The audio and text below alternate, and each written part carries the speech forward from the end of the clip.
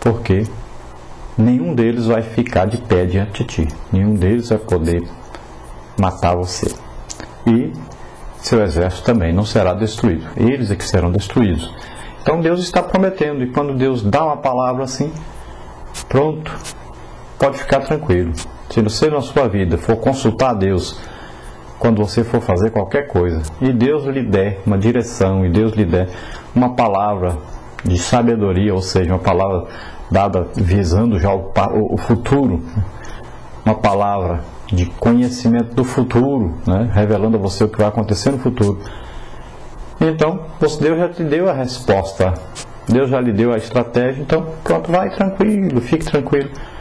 Isso é que é então a execução da fé, é você ouvir a orientação de Deus e você vai agora tranquilo, você não vai desesperado, preocupado, não vai aí pensando que o mundo vai se acabar, nada disso. Você fica tranquilo porque você tem fé em Deus, você tem fé na sua palavra, você confia que Deus vai providenciar, vai lutar suas lutas e vai vencer por você.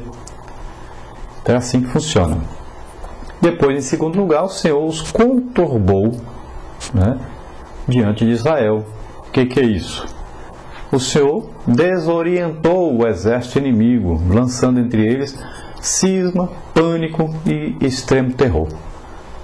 Então os inimigos de Israel foram se deitar de noite já num pânico terrível, numa dúvida, num medo, porque eles ficaram sabendo que o exército de Israel vinha.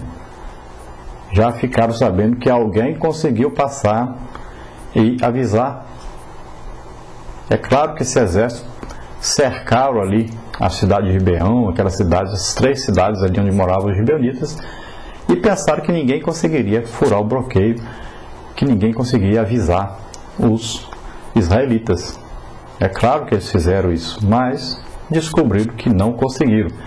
É evidente que alguém deve ter tentado impedir que aquela comitiva saísse de Gibeão e fosse até Josué. E eles viram, eles passando, não conseguiram cercar, e eles passaram e conseguiram chegar a Josué. Então esses que viram, correram e avisaram então os exércitos, e eles ficaram já atemorizados. Deus provocou neles um grande terror. Já estavam aí com medo e esperavam então pelo pior já. Quando Josué chegou, eles já estavam desesperados de medo. E isso faz com que a guerra seja mais fácil ainda de se ganhar, quando o inimigo está com medo, né?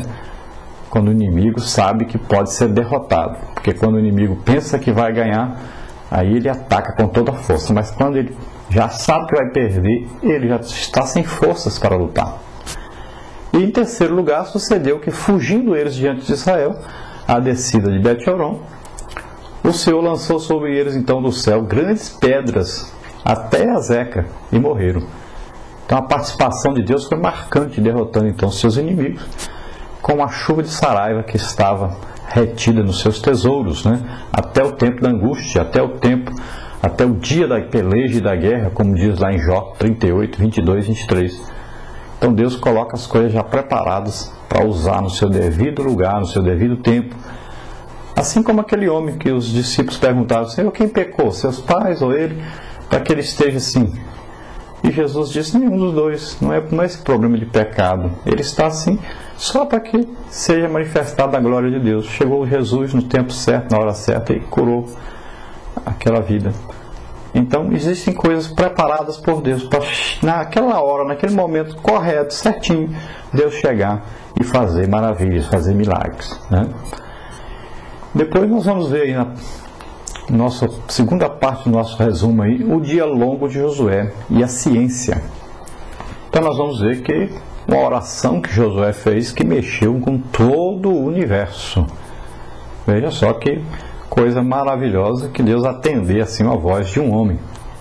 Nós podemos ver aí através dos astrônomos Totten e Handley Short, em um artigo sobre esse o dia longo de Josué, né, que eles fizeram, tradução então do pastor Antônio Gilberto, que ele diz que é fora de dúvida que a oração de Josué pedindo a Deus para que detivesse o sol e parasse as rodas do carro lunar produzindo assim então a prolongação do dia. Se fez então de manhãzinha, a julgar pela posição da lua no vale de Ajalon, ao ocidente, e a posição do sol em Gibeão, ao oriente. Ora, só há um dia então no ano em que o sol e a lua assumem então tais posições na região onde se deu esse fenômeno, né?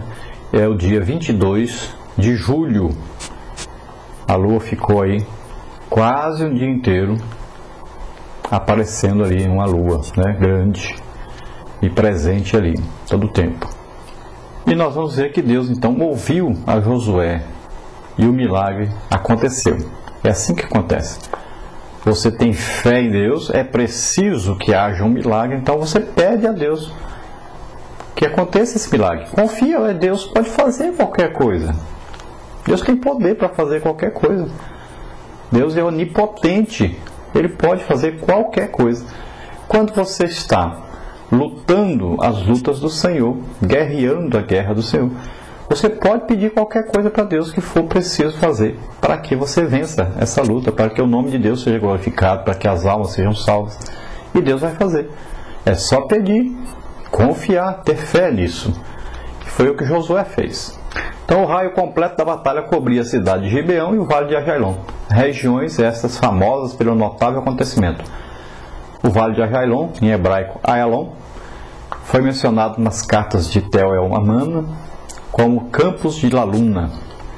Este nome persiste na atual aldeia árabe de Lalu. É um vale extenso onde o levantar do sol de fato ocorre mais cedo e o pôr do sol mais tarde pela própria configuração do terreno. Mas é evidente que não fica quase 24 horas aí o sol, né? E nós vamos ver agora numa terceira parte que o sol se deteve e a lua parou. Quase um dia inteiro, como diz a palavra de Deus.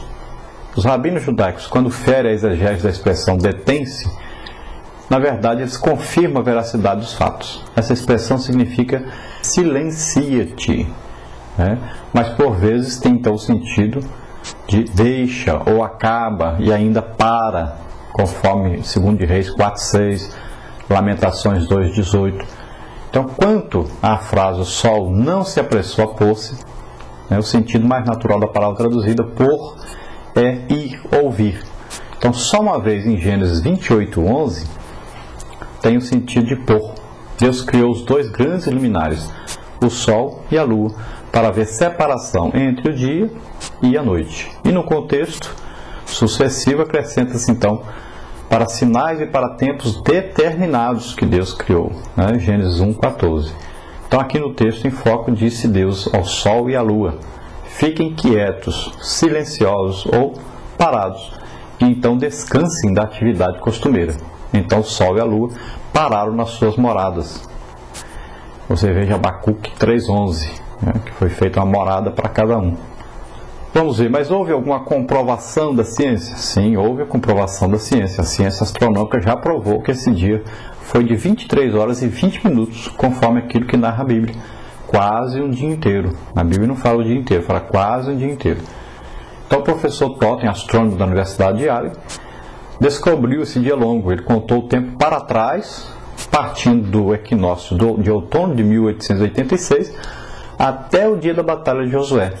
Achou que a mesma aconteceu, então, no dia 22 de julho de 1447 a.C., numa quarta-feira.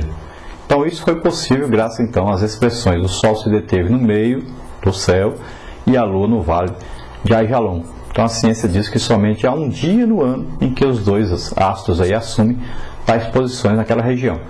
É o dia 22 de julho. Então, veja bem que nós podemos chegar agora ao exato dia que aconteceu, 22 de julho de 1447 a.C., que foi essa batalha tremenda. Foi o dia então que houve essa parada no sistema cósmico, né, geral, porque Deus é quem criou e Deus poderia agir no sistema. Então foi o maior milagre visto pelo ser humano na Terra que Deus fez. Realmente foi esse milagre, e essa ação no Sol, né? E nós vamos ver então que a Terra ficou fora do horário cronológico, né? Horário normal. Otto, então, esse astrônomo, descobriu que a Terra está fora do horário cronológico pela contagem regressiva cerca de 24 horas, e não apenas quase um dia inteiro. Então os estudos continuaram entre eles e outros sábios, e finalmente chegaram a 2 de Reis, capítulo 20, versículo 11, que se encontra também em Isaías, falando sobre isso, né? E encontraram a complementação da passagem de Josué. O quase um dia inteiro de Josué, capítulo 10, versículo 13, parte B, corresponde a 23 horas e 20 minutos, né? Os 10 graus pelos graus